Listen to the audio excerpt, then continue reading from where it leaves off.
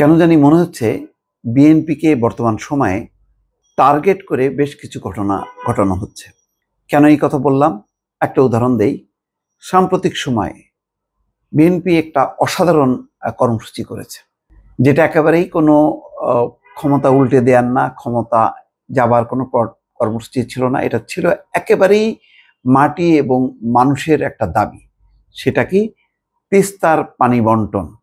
এটা দীর্ঘদিনের দাবি, এটা বাংলাদেশের মানুষের প্রাণের দাবি, যেটি 15 বছরে শেখ হাসিনা এই দাবিটি পূরণ করতে পারেনি।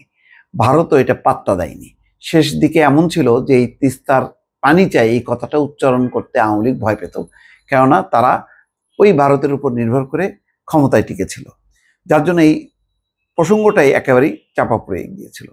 সেই কর্মসূচিটাকে হঠাৎ করে সামনে নিয়ে এসে মোটামুটি বেশ তোলপাড় করলো বিএনপি এবং উত্তরাঞ্চলের 5টা জেলায় ব্যাপক শোডাউন করলো এবং বিপুল সমাবেশ, যশোরের সমাবেশ, লালমনিরহাটের সমাবেশ এবং এত অংশগ্রহণ, কারণ মানুষ এটাকে তার জীবন জীবিকার একটা দাবি মনে করে সেখানে পার্টিসিপেট করেছে এবং বিএনপি খুব সফলতার সাথে মানুষকে এটা অংশগ্রহণ করাতে পেরেছে।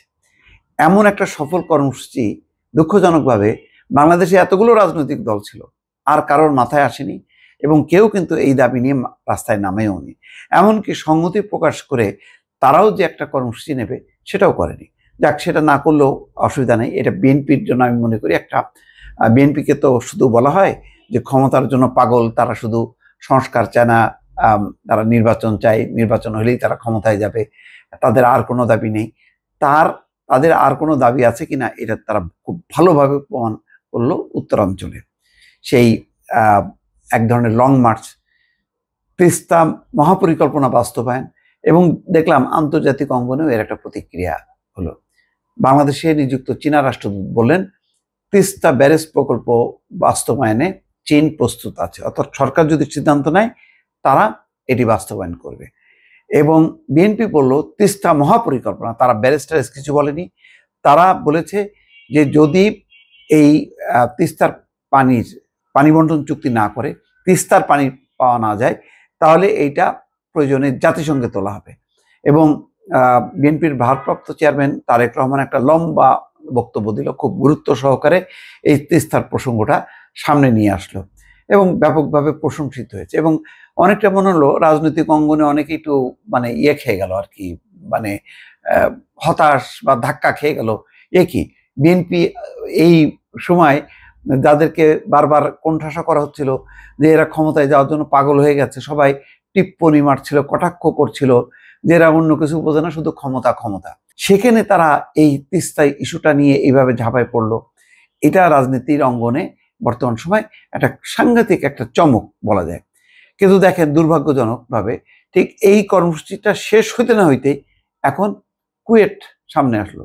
খুলনার প্রযুক্তি বিশ্ববিদ্যালয়, সংক্ষেপে কুয়েট বিজ্ঞান ও প্রযুক্তি বিশ্ববিদ্যালয়, সেখানে আমি জানি না এখানে কি বিএনপি বা ছাত্রদল কোনো ভুল করলো কিনা, ছাত্র রাজনীতি নিষিদ্ধে তারা একটা ক্যাম্পেইন করছিল, প্রচারণা করছিল নতুন শিক্ষার্থীদের মাঝে। সেখানে বৈষম্য বিরোধী ছাত্র আন্দোলন নাম করে এবং সম্ভবত শিবিরও ছিল নেপথ্যে, বলা হলো যে এখানে ছাত্র রাজনীতি চলছে, এই ছাত্র রাজনীতি চলবে না। সাধারণ শিক্ষার্থীদেরকে জড়ো করা হলো, এটা নিয়ে সংঘাত হলো এবং সেখানে দুর্ভাগ্যজনকভাবে বিএনপির লোকাল নেতৃবৃন্দ ভুল করে বসলো, তারা আবার এই সংঘাতে জড়ালো। যুব দলের এক নেতার হাতে রামদা দেখা গেলো এবং এটা ভাইরাল হলো, তাকে যদিও বহিষ্কার করলো, কিন্তু জিনিসটা আসলো কি যে কুয়েটের সংঘাতে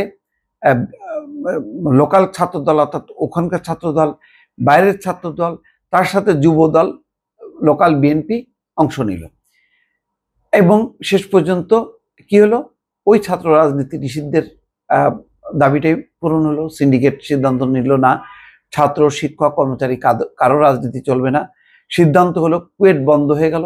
তার মানে পুরো ইস্যুটা কিন্তু ঘুরে গেল এবং ওই কুয়েটের হামলাকে কেন্দ্র করে ঢাকা বিশ্ববিদ্যালয় ছাত্রদল মিছিল করলো, তাদের উপর যে হামলা হয়েছে, আবার তাদের বিরুদ্ধে বৈষম্য বিরোধী ছাত্র আন্দোলন তারাও মিছিল করলো, তাদেরকে বলল যে জালিম হবেন না, হ্যাঁ, আপনাদের উপরে, এবং বললো যে ছাত্রলীগের পরিণতি ভোগ করতে হবে, ছাত্র দলকে ছাত্রলীগের পরিণতি ভোগ করবে। কেন?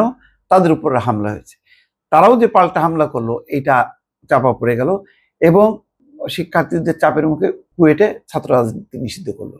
তাহলে জিনিসটা কি হলো? একটা সফল যে কর্মসূচি তিস্তাকে ঘিরে, এবং যেটা মানুষের প্রাণের দাবি, আমাদের প্রত্যেকেরই মুখের দাবি, যে ইন্ডিয়ার কাছ থেকে আমরা এই একটা আমাদের গুরুত্বপূর্ণ দাবি আমরা আদায় করতে পারলাম না, এই দাবিটা নিয়ে বিএনপি অগ্রসর হলো। তারা বললো যে জাতিসংঘে তারা ক্ষমতা আসলে প্রয়োজনে জাতিসংঘে তোলা হবে, এবং ভারতকে বলা হলো যদি বন্ধুত্ব চান জনগণের সঙ্গে তাহলে তিস্তার পানি দেন। এইরকম একটা পপুলার ইস্যুটা শুধুমাত্র কুয়েটের এই একটা নোংরা রাজনীতির কারণে সেটা চাপা পড়ে গেল। এটা কার ভুল? এটা বিএনপিরও কিছু গাফিলতি আছে, দায়িত্বহীনতা আছে লোকাল পর্যায়ে। তাদের উচিত ছিল কোনোভাবেই সংঘাতে না জড়ানো, কেননা সংঘাতে জড়ালেই আস্তে করে তাদের যে একটা সফল কর্মসূচি সেটা কিন্তু চাপা পড়ে যাবে, এবং এটা হইলেও তাই।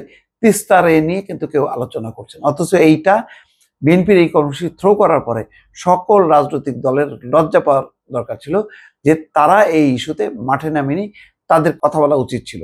সেই বিষয়টা বাদ দিয়ে এখন চলে গেল একটা নেগেটিভ ইস্যু, সেটা কি? কুয়েটে ছাত্র রাজনীতি বন্ধ।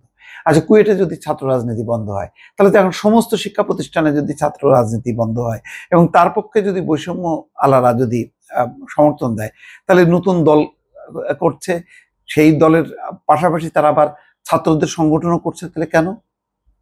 তাহলে বিএনপি এবং ছাত্র দল থাকবে, নতুন দল থাকবে, আবার ছাত্র সংগঠন, তারা তাদের ক্ষেত্রে কোনো সমস্যা নেই। সমস্যা হচ্ছে ছাত্র দলের ক্ষেত্রে, সমস্যা হচ্ছে বিএনপি কেন নির্বাচন চায়। এই ইস্যুটা কে কারা সামনে এনে বারবার বিএনপি কে টার্গেট করছে এবং কেন করছে, দর্শক এটা বোঝার বাকি নেই। নতুন একটা রাজনৈতিক শক্তি, সেটা তো বিএনপির মহাসচিব বলেছে নতুন রাজনীতি আসুক, কিন্তু সরকারের ভেতরে বসে না, এবং সরকারের ভেতরে থেকে যদি নতুন রাজনৈতিক দল করা হয় সেটা মেনে নেওয়া হবে না। কেন মেনে নেওয়া হবে না? তাহলে তো বিষয়টা দাঁড়ালো এই যে সরকার একটা নতুন রাজনৈতিক দল গঠন করছে, এক ধরনের কিংস পার্টির একটা ছাপ সেখানে পড়ে। পুরো বিষয়টা দেখেন যে সরকারের ভুল, তারপরে কুয়েটের পরিস্থিতিটাকে সামনে এনে তিস্তার একটা মতন একটা জনপ্রিয় পপুলার ইস্যু, যেটা আমার যেটা ধারণা যে এটা হয়তো তারেক রহমানেরই চিন্তা যে এরকম একটা ইস্যু নিয়ে এখনই উচিত আন্দোলন করা, কারণ পরবর্তীতে এই সরকারকে প্রেশার করা, এবং পরবর্তী সরকারের একটা দায়বদ্ধতা যে এই তিস্তা ইস্যুর একটা সমাধান করা। একটা খুব ভালো মানে বিষয় ছিল, এটা সব রাজনৈতিক দলের অংশ নেওয়া উচিত ছিল, কিন্তু দুর্ভাগ্যজনকভাবে রাজনৈতিক অঙ্গনে এখন এই ইস্যুগুলো বাদ দিয়ে সংস্কার, নির্বাচন, ক্ষমতা, এইসব বিষয় নিয়ে আলোচনা হচ্ছে, এবং সব আলোচনা ঘুরে ফিরে যাচ্ছে বিএনপিকে টার্গেট করা। যেমন এই যে ছাত্র রাজনীতি নিষিদ্ধ করার মধ্য দিয়ে তার মানে ছাত্র দল ওখানে নিষিদ্ধ হলো, দুদিন পরে বলবে না ঢাকা বিশ্ববিদ্যালয়ে তারা রাজনীতি করতে পারবে না, তাহলে আবার দ্রুত নির্বাচনের দাবি করা যাবে না, কেননা সরকার সংস্কার বাস্তবায়ন করা যাবে না। আবার তারা পপুলার একটা কর্মসূচি নিচ্ছে তিস্তা, সেটা নিয়েও কেউ এগিয়ে আসবে, সেটাও আসছে না। সেই কারণেই বলছি যে কেন জানি মনে হচ্ছে বর্তমান সময় বিএনপিকে খুব সূক্ষ্মভাবে কৌশলে টার্গেট করা হচ্ছে। দর্শক ভালো থাকবেন, আল্লাহ হাফেজ।